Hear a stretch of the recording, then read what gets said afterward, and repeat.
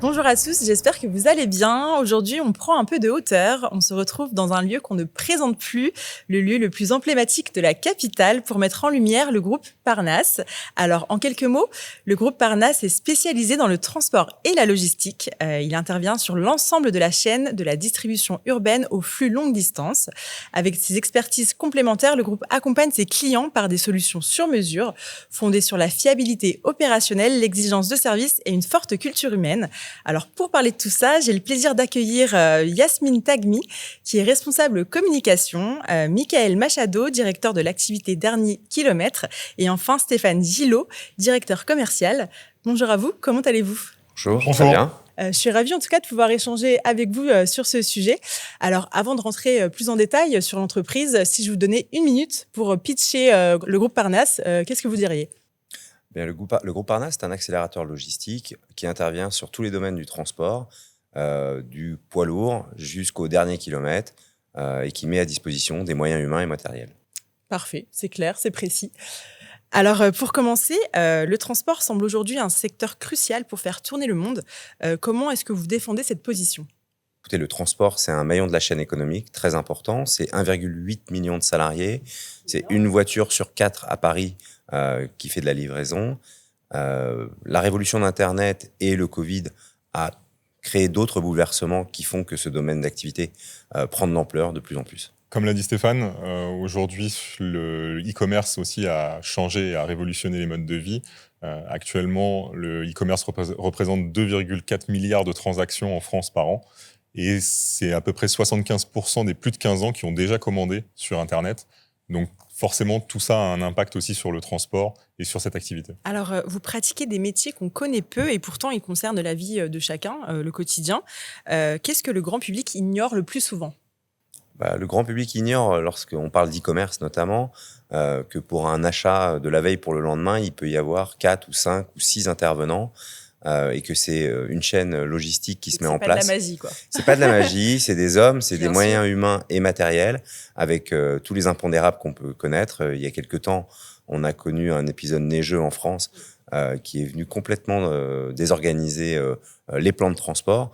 Les gens comprennent la plupart du temps, mais il y a certaines difficultés parce qu'il y a énormément d'intervenants pour un achat. Et que fait Parnasse que les autres ne font pas ? Alors, on l'a un petit peu dit tout à l'heure, Parnasse Group, c'est 5 structures d'exploitation qui travaillent sur l'ensemble de la chaîne logistique, en allant de la livraison du dernier kilomètre à la ligne régulière en 44 tonnes, en passant par le stockage de marchandises et la course urgente.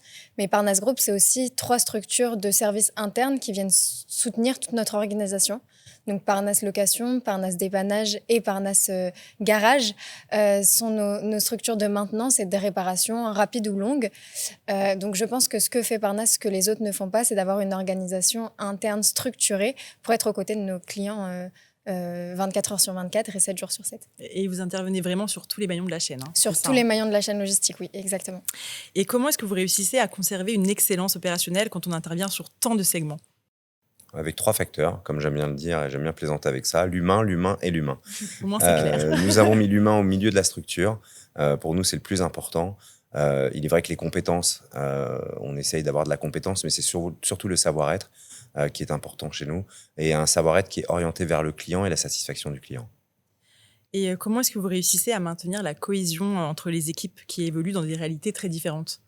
Alors je pense que la clé de tout ça, c'est la communication. Comme l'a dit Stéphane, aujourd'hui, l'humain, c'est vraiment au centre de notre stratégie et de notre façon de fonctionner. On a des personnes qui sont dans des réalités très différentes, du chauffeur poids lourd au manutentionnaire dans nos dépôts logistiques jusqu'au livreur urbain. Malgré tout, toutes ces réalités font partie d'une même chaîne, en fait, la chaîne logistique, et on essaye vraiment de conserver une communication très forte entre les équipes et surtout un esprit d'équipe pour que tout le monde s'entraide pour aller justement dans la même direction. Et si vous deviez casser un cliché sur la livraison urbaine, quel serait-il ? Là, je dirais que je vais prendre le cliché du livreur urbain en survêt de basket qui met le colis dans la boîte aux lettres. Peut-être. Ce qui est un peu vrai, ce qui fait un peu partie aussi de notre réalité, mais qui n'est pas représentatif de notre métier. Aujourd'hui, on est justement à un tournant dans le métier de livreur en centre-ville. On a vraiment des profils très variés dans nos équipes. Je pense qu'on a des équipes de 18 ans jusqu'à plus de 60 ans qui vont faire ces métiers-là. Ils vont pas être sur les mêmes types d'activités, mais ils vont être tous complémentaires et c'est ça qui fait la richesse aussi de nos équipes. Et surtout, on voit depuis quelques années, notamment depuis le Covid, une féminisation de nos équipes et on voit de plus en plus de femmes qui justement postulent au poste de livreuse. Et autre question, quel est l'investissement le plus intelligent pour une entreprise de transport à faire en 2026 ? Écoutez, comme je l'ai dit tout à l'heure, l'humain est toujours aussi important. Donc la formation, former le personnel. Et puis aussi l'IA, on parle beaucoup d'IA, ça vient un peu toucher notre métier. Ça ne viendra pas remplacer les logiciels que nous avons aujourd'hui, mais un peu compléter les solutions et travailler sur un plan de transport de plus en plus efficient. Et justement, comment on arrive à maintenir cette relation humaine quand on commence à tout automatiser, robotiser ? Je pense que dans un monde où tout se calcule et tout s'autonomise, on va devoir réapprendre à travailler, mais différemment. Justement, on a la chance aujourd'hui de pouvoir être accompagné de certains logiciels qui nous aident à aller plus loin dans nos analyses, d'être plus rapides et mieux organisés. Maintenant, ça ne remplacera jamais l'écoute qu'apporte un humain ou la confiance qu'on peut mettre en un humain. Et chez Parnasse, on a une règle d'or, on ne considérera jamais un chauffeur comme un numéro. Ça serait aller à l'encontre des valeurs de notre groupe. De toute façon, ce qu'on retient, la valeur numéro 1 chez Parnasse, c'est l'humain. Bien sûr, ouais. Je pense que le meilleur exemple de ça aujourd'hui, c'est que vraiment on garde cette proximité avec tout le monde au sein de l'entreprise et notre patron lui-même, chaque semaine, est disponible pour accueillir n'importe quel salarié de l'entreprise pour n'importe quel sujet. Donc il est vraiment disponible chaque semaine pour les accueillir. Il y a un réel dialogue. Exactement, c'est ça ? exactement. Alors, que faire quand le client exige des délais irréalistes ? Alors, on a plusieurs clients chez Parnasse Transport, mais souvent c'est des faiseurs, c'est des chargeurs. Donc eux comprennent un tout petit peu notre métier puisque on travaille main dans la main depuis des années. C'est surtout le client final, le consommateur qui a du mal la plupart du temps à comprendre le métier, comme on l'a dit en introduction.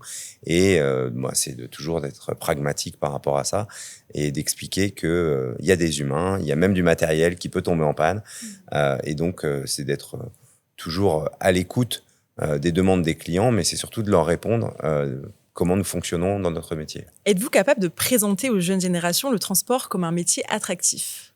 Oui, je pense que c'est ce qu'on fait aujourd'hui au quotidien. On essaye de montrer justement aux jeunes générations que le métier, par exemple, de livreur n'est pas juste un métier de passage, qu'il y a vraiment des perspectives d'évolution, qu'on peut vraiment se projeter dans ce métier du transport et de la logistique et avoir une carrière. Le meilleur exemple aujourd'hui, c'est que sur Parnasse City, tous nos managers étaient anciennement des opérationnels. Certains même ont été chauffeurs-livreurs. Et c'est le meilleur exemple aussi pour de nouveaux entrants chez nous, de leur montrer qu'on peut évoluer, on peut avoir une carrière dans ce métier-là. Oui, et puis même ces dernières années, on a beaucoup misé aussi sur l'alternance. Donc, on a eu pas mal de jeunes recrues qui ont commencé en alternance chez nous et qui ont fini aujourd'hui en CDI. Donc, c'est pas mal. C'est bien, c'est intéressant. Et qu'est-ce que vous aimez dans l'urgence ? On n'aime pas trop l'urgence, en fait. Non, je pense que justement, notre métier, c'est essayer de prévoir les choses au maximum. Il y a forcément une part d'urgence dans ce que l'on va gérer.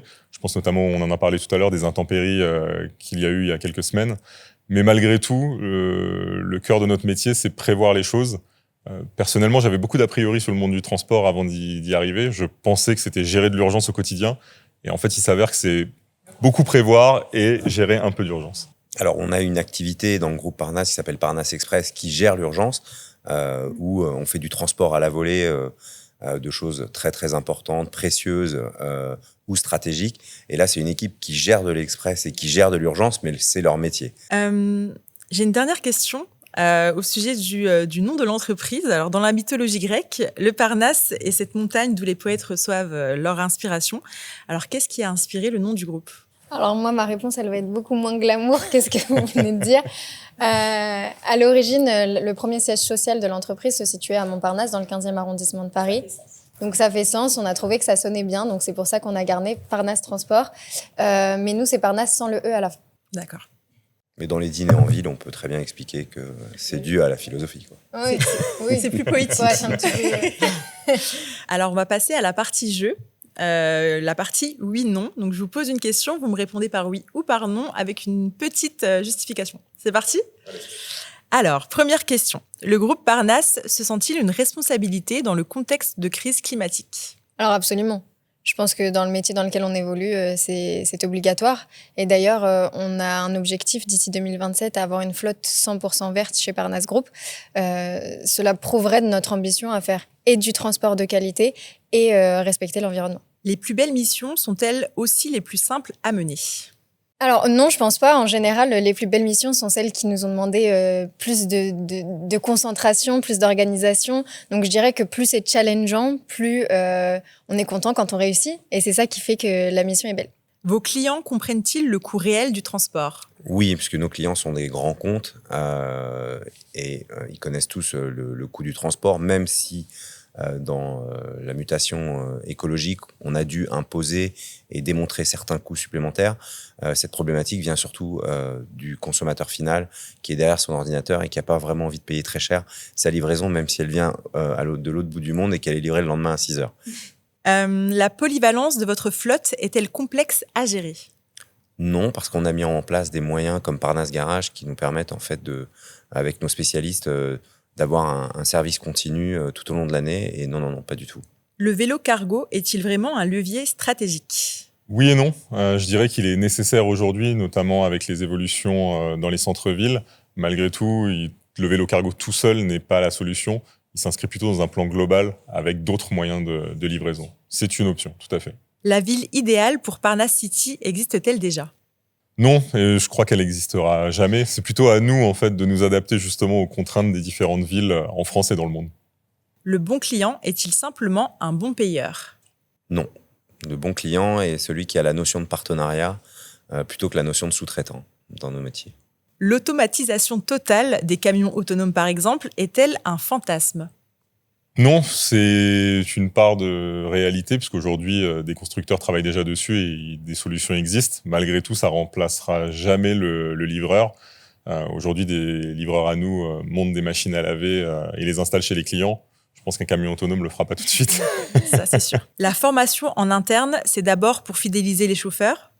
Alors non, je pense que c'est d'abord pour apporter une certaine sécurité à nos opérations quotidiennes.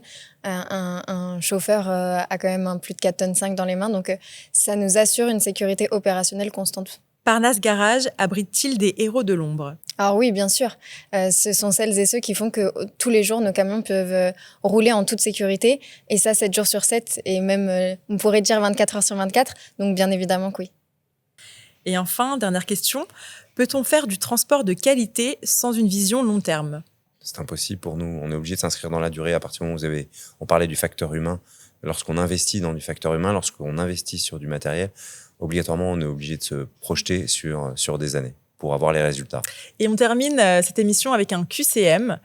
Alors on commence. Vélo cargo ou 44 tonnes ?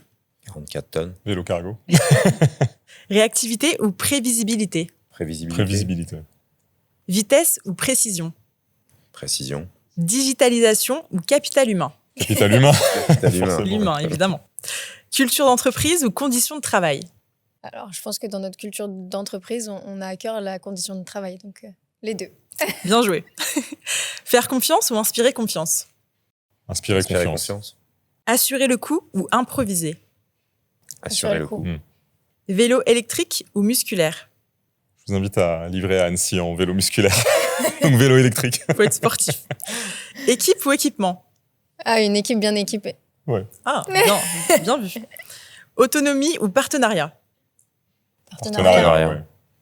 Savoir-faire ou innovation ? Les deux. Ouais. Les deux. Et enfin, Parnas City ou Parnas Transport ? Parnas Group. Parnas Group. C'est parfait. C'est très belle conclusion. Merci à vous pour cet échange. C'était vraiment très intéressant. Et je vous souhaite une très belle journée, une belle continuation. Merci à vous. Au revoir.